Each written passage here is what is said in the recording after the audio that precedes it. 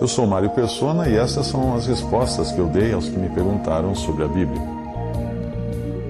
Você perguntou se as mulheres também têm dons. Sim, as mulheres também têm dons, pois os dons foram dados para o corpo de Cristo, do qual todos somos membros.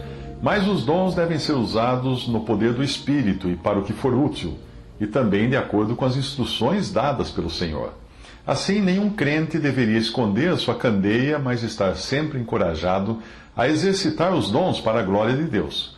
Porém, é preciso entender que existem diferentes esferas de atuação para o homem e a mulher exercerem os seus dons. Por exemplo, um homem, ainda que tenha o dom de pastor, deve ser sábio ao usar esse dom quando for o caso de aconselhar mulheres jovens e pastorear mulheres jovens.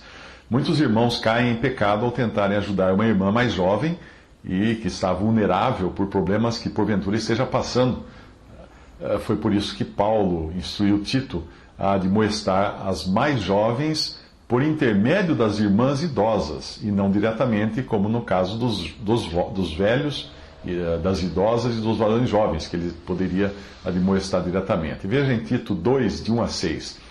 Tu, porém, Paulo escrevendo a Tito, tu, porém, fala o que convém a essa doutrina. Os velhos que sejam sóbrios, graves, prudentes, sãos na fé, no amor e na paciência. As mulheres idosas, semelhantemente, que sejam sérias no seu viver, como convém a santas, não caluniadoras, não dadas a muito vinho, mestras do bem, para que ensinem as mulheres novas a serem prudentes, a amarem seus maridos, a amarem seus filhos, a serem moderadas, castas, boas donas de casa, sujeitas a seus maridos, a fim de que a palavra de Deus não seja blasfemada. Exorta semelhante os jovens a que sejam moderados. A esfera de ação das mulheres no exercício de seus dons também difere do homem, da esfera de ação do homem. Você não encontra na Bíblia, a palavra de Deus, uma mulher pregando o evangelho em público para uma audiência.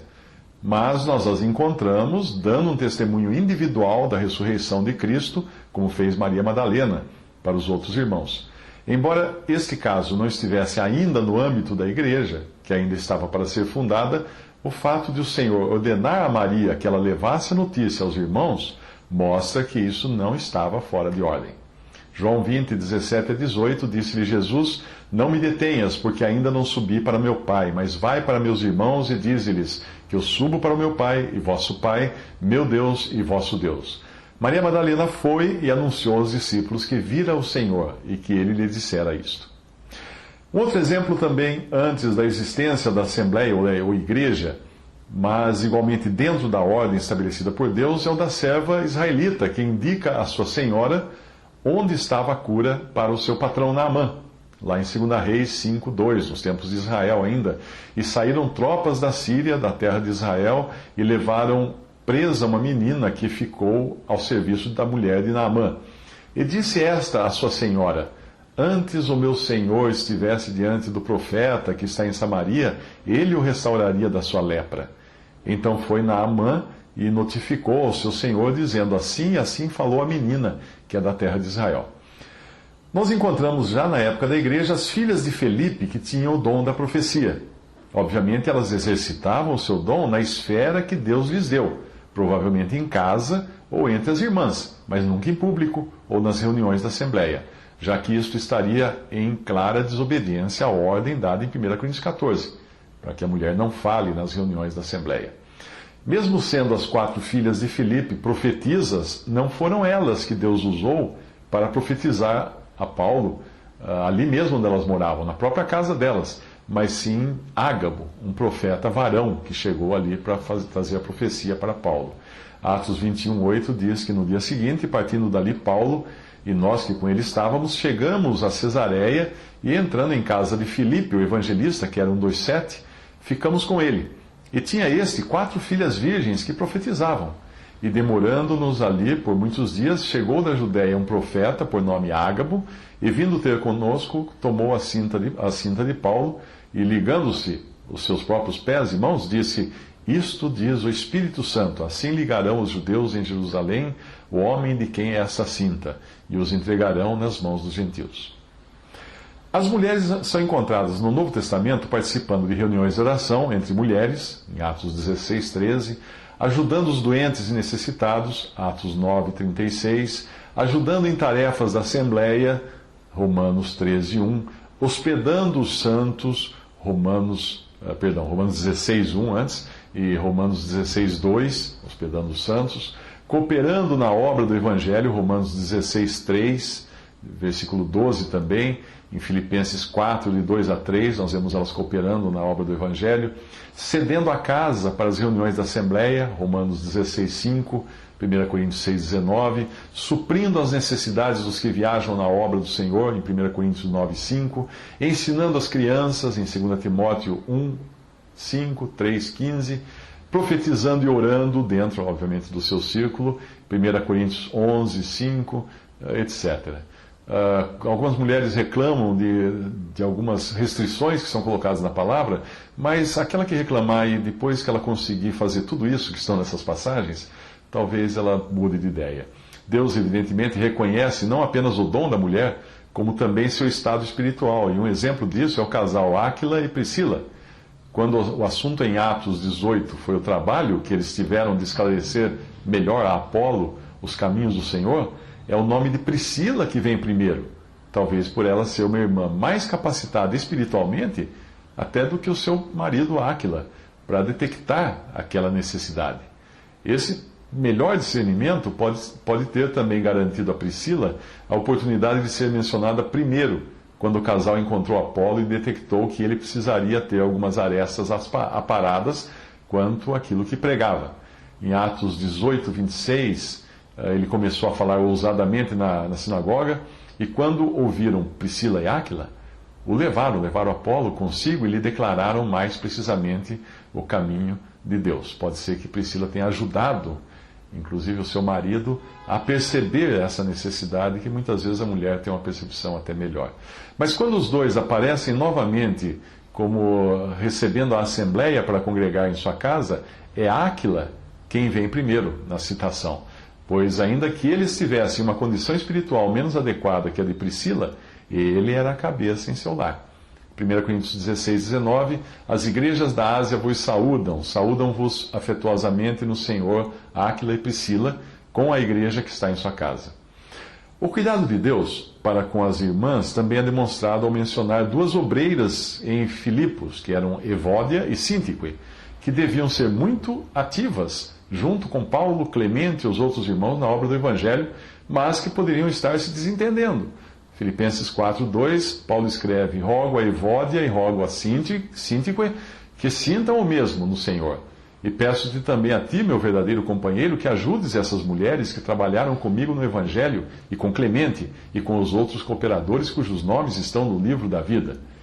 Porém, como nós aprendemos de 1 Coríntios 14, nas reuniões da Assembleia, mesmo que tenham um dom, as irmãs devem permanecer caladas. Também em outras circunstâncias, fora da Assembleia, elas devem se abster de ensinar. No caso de Priscila e Áquila, certamente era o marido que encabeçava o auxílio que prestavam a Apolo, com Priscila ali em sujeição ao seu marido. 1 Coríntios 14, 33 a 17 diz que porque Deus não é Deus de confusão, senão de paz, como em todas as igrejas dos santos, as vossas mulheres estejam caladas nas igrejas, porque não lhes é permitido falar, mas estejam sujeitas, como também ordena a lei. E se querem aprender alguma coisa, interroguem em casa seus próprios maridos, porque é vergonhoso que as mulheres falem na igreja. Porventura saiu dentre vós a palavra de Deus, ou veio ela somente para vós?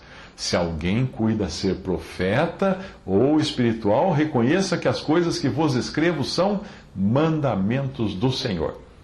E em 1 Timóteo 2,11 diz: a mulher aprenda em silêncio com toda a sujeição, não permito, porém, que a mulher ensine, nem use de autoridade sobre o homem, mas que esteja em silêncio. Porque primeiro foi formado Adão, depois Eva.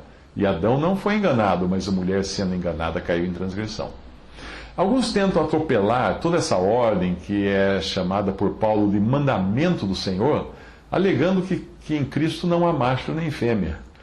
Porque citam aquele versículo Gálatas 3, 26 a 28, porque todos sois filhos de Deus pela fé em Cristo Jesus, porque todos quantos fostes batizados em Cristo, já vos revestistes de Cristo, nisto não há judeu, nem grego, não há servo, nem livre, não há macho, nem fêmea, porque todos vós sois um em Cristo Jesus.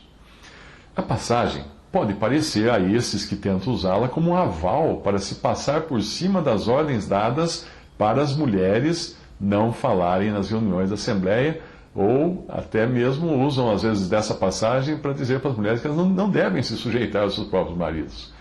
Mas se nós tentarmos aplicar a mesma passagem de Gálatas a outras situações envolvendo macho e fêmea, nós logo veremos que não é bem o caso.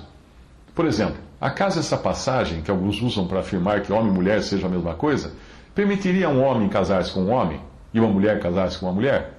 Certamente não, porque existem outras instâncias, outras passagens onde isso é claramente proibido. Então o mesmo ocorre com relação ao ministério das mulheres.